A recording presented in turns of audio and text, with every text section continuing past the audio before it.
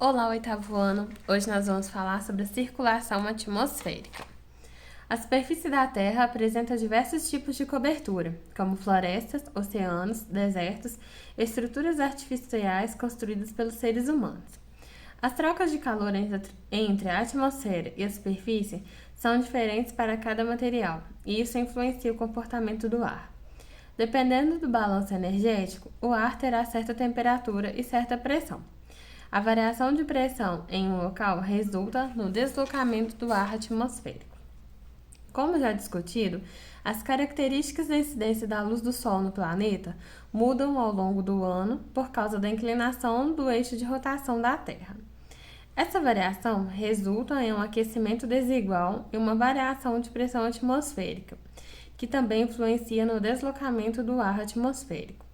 O comportamento médio do deslocamento de ar no planeta, identificado a partir da análise de um conjunto de dias, é chamado de circulação global da atmosfera. Para analisar o padrão de circulação atmosférica global, tem-se utilizado modelos que representam as principais características observadas. Na década de 1920, foi proposto um modelo de circulação atmosférica em que a Terra apresenta 3 células de circulação em cada hemisfério. Esse modelo foi completado anos depois, mas continua sendo uma ferramenta útil na análise da circulação atmosférica. A Terra realiza um movimento de rotação em torno de si, no sentido anti-horário, quando observada de fora e sobre o Polo Norte.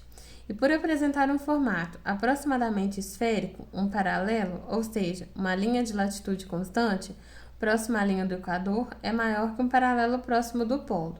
Veja alguns paralelos na imagem da Terra na página anterior.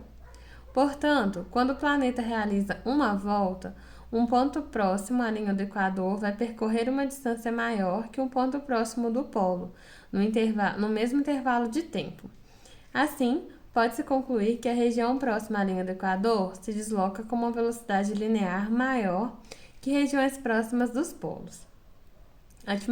A atmosfera terrestre também se desloca com velocidade distinta, dependendo da latitude. Porções de ar de maior temperatura tendem a fluir no sentido dos polos e porções de ar de menor temperatura tendem a fluir no sentido da linha do Equador. Tal movimento, no entanto, tem sua direção influenciada pelo movimento de rotação da Terra, uma vez que, dependendo da latitude, a velocidade é diferente. Há um desvio na direção do fluxo de ar.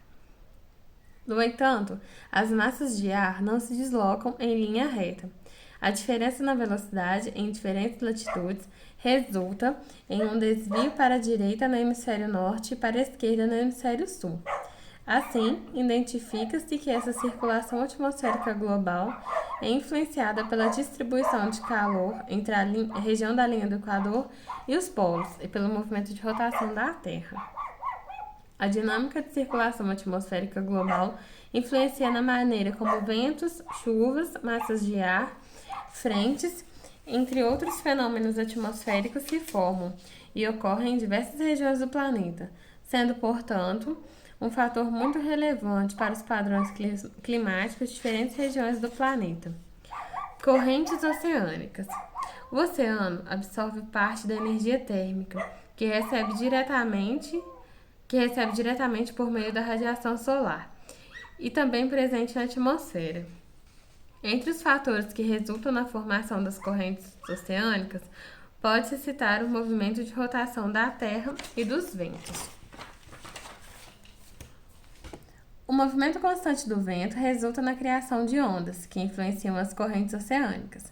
Como sistema de circulação de vento, as correntes oceânicas de superfície também atuam para redistribuir a energia proveniente da radiação solar das regiões tropicais para as regiões polares.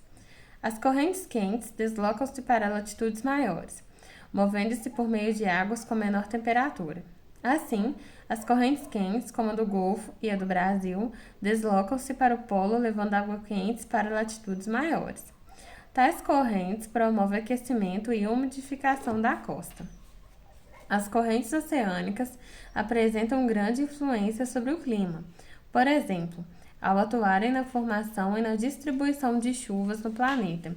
Correntes oceânicas frias promovem clima seco em algumas regiões continentais, como o deserto de Atacama, no Chile, por propiciarem chuvas sobre os oceanos e assim diminuem a umidade que chega ao continente.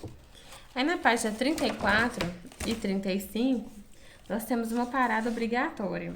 Vocês vão fazer e postar até a próxima aula, no caso, segunda-feira, tá bom?